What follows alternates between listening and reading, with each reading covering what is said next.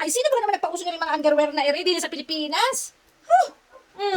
Ang lemon talaga ang saya ko for today's video. Nababasa niyo ba? Ha, wala na kung ano nasa loob nito. At may pa-free bag pa talaga si Avon. Pakita ko sa inyo kasi finally, wait lang, kaligayahan na talaga ng mga nanay ang makabili ng bagong panty. Shoutout sa Avon naman dyan. Ayan, sobrang saya natin dyan. May Avon tayo na panty at may bra. Alam niyo naman ang presyo ng Avon, 'di ba? Mahal na 'yan sa kagaya kong nanay. At syempre, binilhan ko na rin na panty ang aking Junakers since nag-graduate naman siya. Ayan.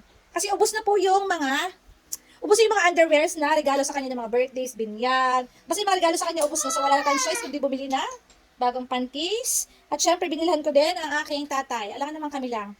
Ayan o, so lugro ang kabuhayan natin for today's video dahil just underwears pa lang talaga pagka mahal-mahal na. Ayan o, wala siyang choice. Wala kasi nung plain lahat. So may printed na kasama. Wala na siyang choice. Hindi na siya masyadong maatin, hindi kagaya dati na puro itim yung ano niya. Yung mga sinusuot niya. Pero dahil wala siyang choice, ayan, shopping galore. Ubus ang pera dahil dito. Next time, huwag na nga mag-underwear. Sino ba nagpauso niyan? Anyway, yun lang. Babush!